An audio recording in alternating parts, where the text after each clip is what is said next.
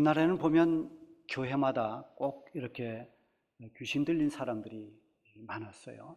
저희 고향 교회도 제 친구가 귀신이 들려가지고 하루아침에 이상한 행동을 하고 사람들을 해코지를 하고 이리저리 다니면서 일을 저지르고 했습니다. 그럴 때마다 교회는 그 사람을 위해서 간절히 기도하면서 귀신이 떠나가는 역사들이 일어났습니다. 불치의 병이라고 생각됐던 그런 무서운 병들이 치유되기도 하고, 또 동네에 어떤 건달이나 깡패들이 어느 날 회심을 하고 새 사람이 되는 이런 일들이 정말 많았습니다. 그야말로 성령의 강권적인 역사들이 교회를 통해서 일어나고 하나님의 기적이 교회를 통해서 많이 일어났습니다. 뿐만 아니라 예수 믿고 하나님을 섬기면서 상상을 초월하는 그런 복을 받기도 했습니다. 예수 믿고 팔자고 쳤다. 어떤 사람들이 그렇게 표현을 합니다마는 정말 예수 믿고서 복 받은 사람들이 많습니다. 그렇게 되다 보니까 부흥 강사들이 이러한 축복의 예들을 강조하면서 너도나도 하나님이 주시는 축복을 갈망했습니다. 그러다 보니까 이로 인해서 생겨난 부작용도 있었습니다. 그것은 오직 복에 매달리는 기복신앙으로 전락하는 것입니다. 마치 미신처럼 예수 믿는 목적이 복받기 위함이 되어버린 것입니다. 근본과 목적이 잘못되어진 거죠.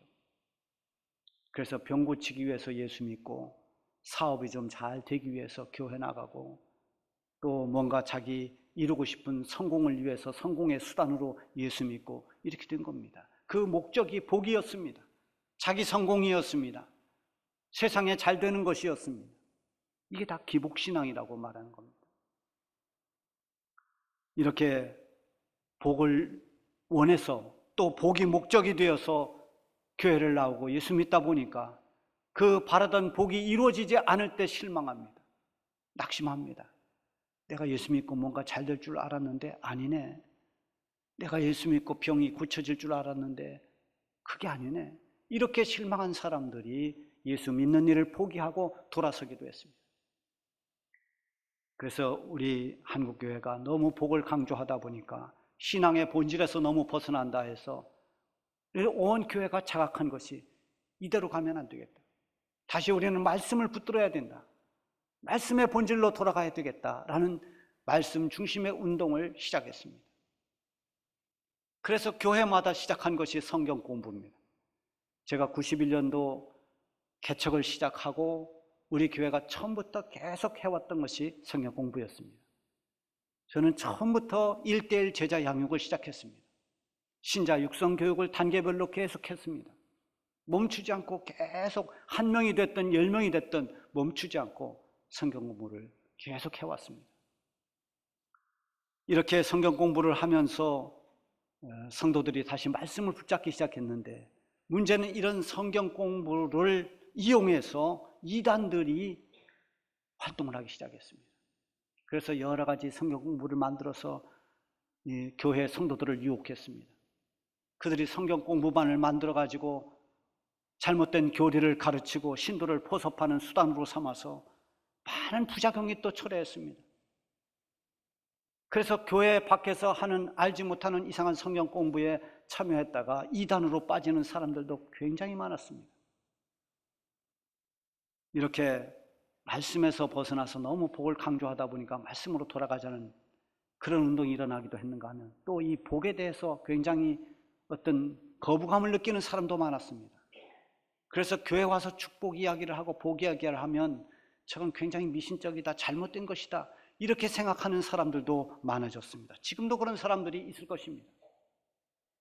여기서 한 가지 참고로 말씀드리면, 우리가 흔히 말하는 하나님이 축복하셨다라고 할 때 그 축복은 빌축자의 복복자입니다.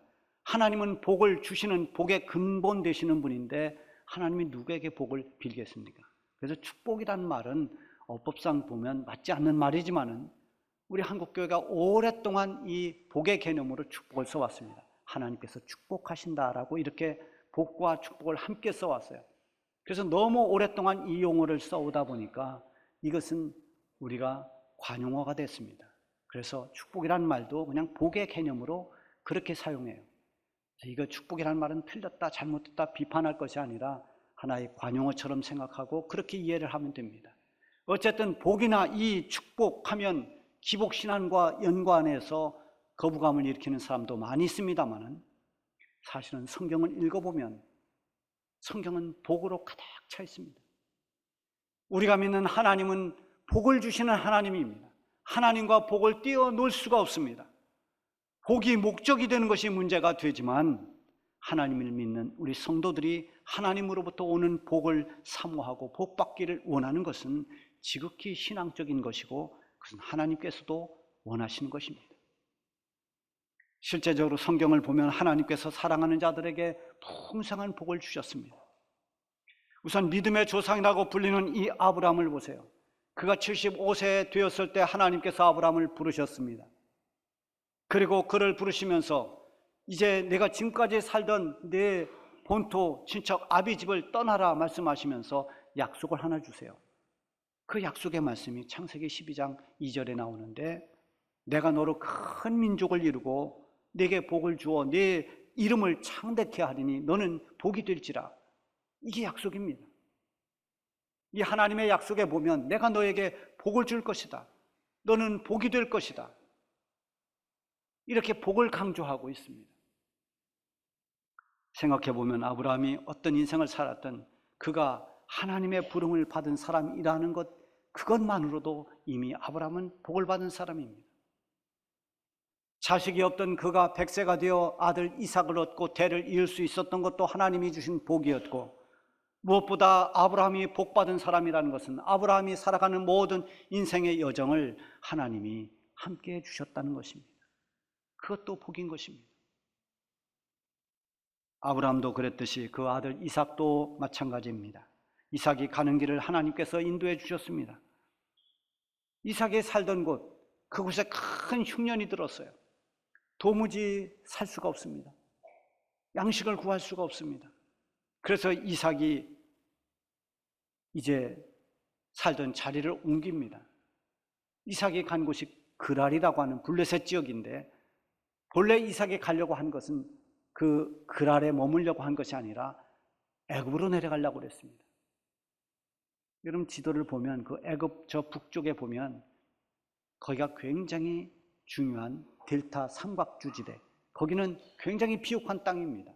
나중에 요셉이 거기에 자리를 잡았습니다마는 그 애굽으로 내려가려고 했는데 하나님께서 이삭에게 나타나셔서 말씀하십니다.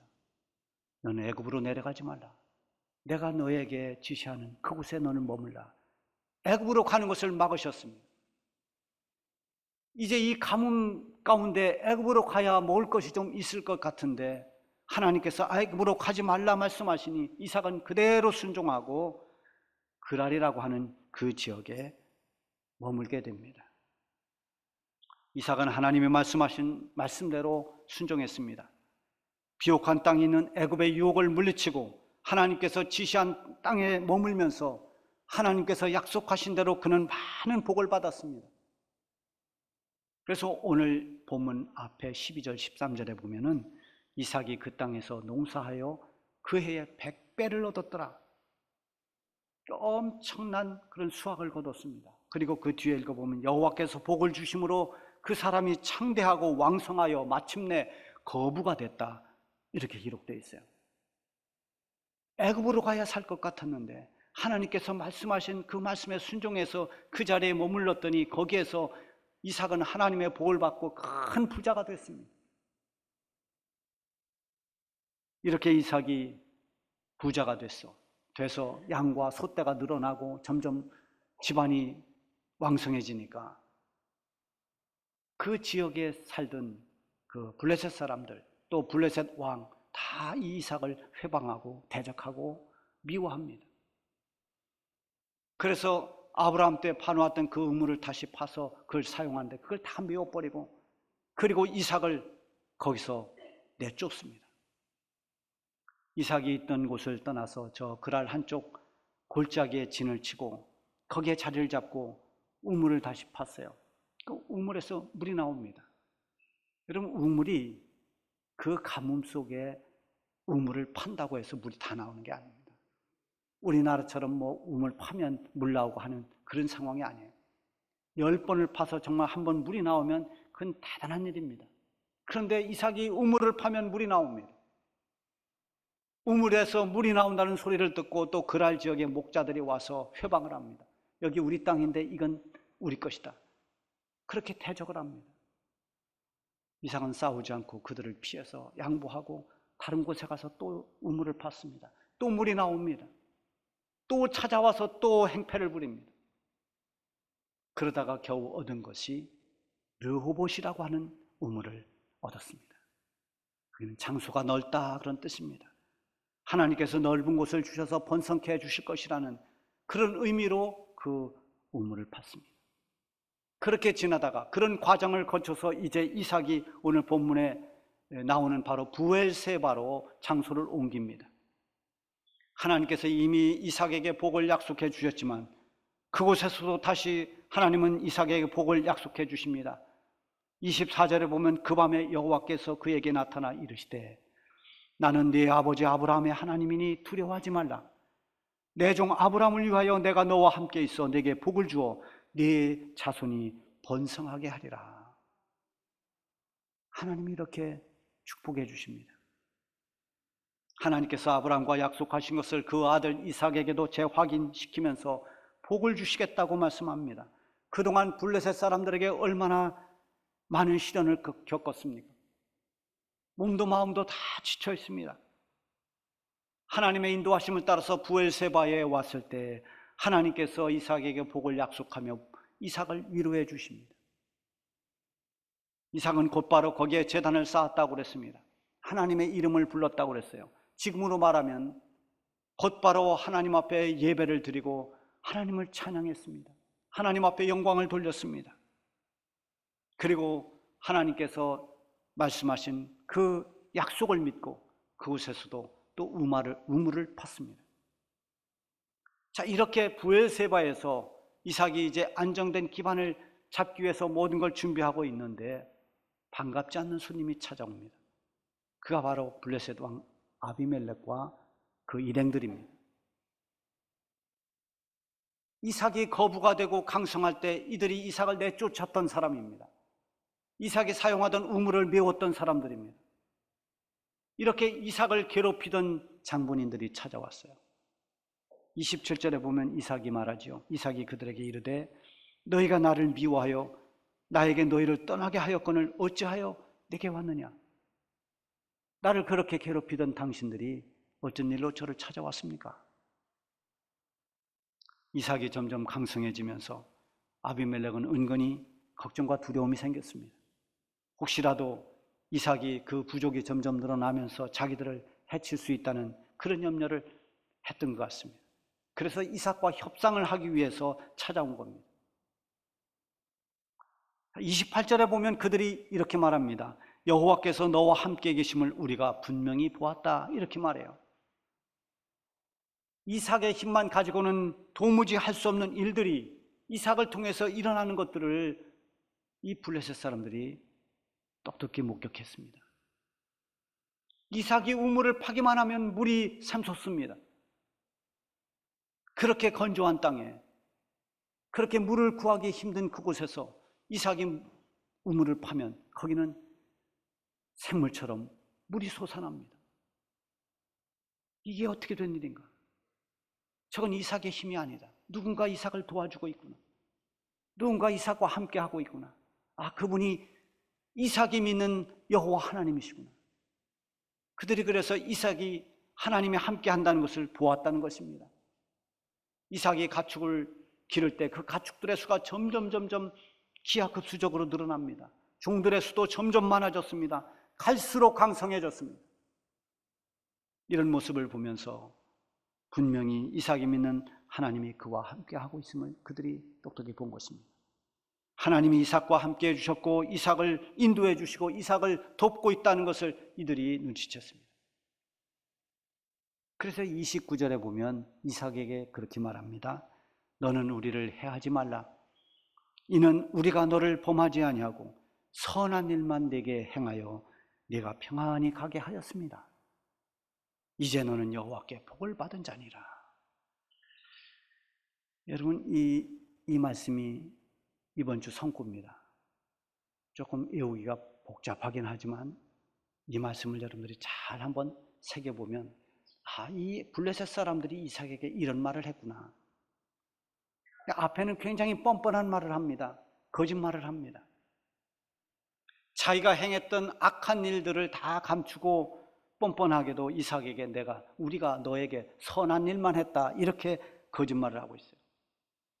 겨우 우물을 찾아서 파놓으면 뺏고, 또 우물을 하나 구하면 또 뺏고, 그러면서 이삭이 좀 강성해지니까 너 여기서 떠나가라 했던 사람이 아비멜렉입니다.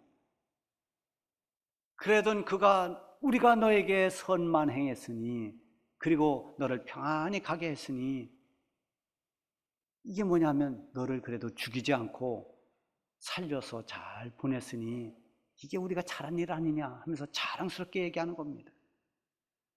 이거 보면 사람은 다 자기 방식으로 생각하고 자기 입장에서만 말하는 것 같습니다. 이삭이 들을 때 참으로 어이없고 황당한 말이지만 이삭은 그 말에 맞대응하지 않습니다. 무엇이 옳고 그르냐 시시비비를 가리지 않습니다. 오히려 궁지에 몰려서 화해를 요청하고 있는 그 사람들을 불쌍히 여깁니다. 지난날 못되게 굴 때 그 서운함을 다 털어버리고 이삭은 용서와 화해로 그들을 맞아줍니다. 30절 31절에 보면 이삭이 그들을 위하여 잔치를 베풀매 그들이 먹고 마시고 아침에 일찍 일어나 서로 맹세한 후에 이삭이 그들을 보내매 그들이 평안히 가니라. 이삭이 얼마나 용서하고 용납하는 사람입니까? 이삭이야말로 화해의 사람이라는 것을 이 말씀이 증거하고 있습니다. 마음에 응어리진 것이 분명히 있을 텐데도 그 아비멜렉을 대하는 이삭은 평안하고 여유가 있습니다. 원수 같은 그들을 위해서 잔치를 베풀어주고 그들과 함께 먹고 마시고 그들이 편히 자도록 잠자리를 제공하고 그 이튿날 아주 평안하게 그들을 보냅니다. 아비멜렉의 일행이 이렇게 후한 대접을 받고 그들이 찾아올 때 어떤 마음으로 왔던 그런 대접을 받고 돌아갈 때 그들은 이삭에 대해서 어떻게 생각했을까요? 그들이 가면서 이삭을 어떻게 이야기했을까요? 저 이삭은 어떻게 하면 저렇게 여유가 있을까? 어쩌면 그렇게 후덕할 수 있을까? 그가 믿는 하나님은 역시 위대하신가 보다. 아마 이런 이야기를 하면서 돌아갔을 것입니다. 여러분, 우리에게 이런 이삭과 같은 용서와 용납 그리고 화해할 수 있는 또 끌어안을 수 있는 이런 여유가 우리에게 있기를 바랍니다. 요즘 현대인들에게 많이 나타나는 정신질환 가운데 하나가 분노 조절 장애라고 하는 겁니다. 분노 조절이 안 되는 겁니다. 화가 나면, 조금 서운하면, 피해를 조금 입으면 복수의 칼을 들고 10배, 100배로 안갚음하려고 하는 사람들이 많습니다.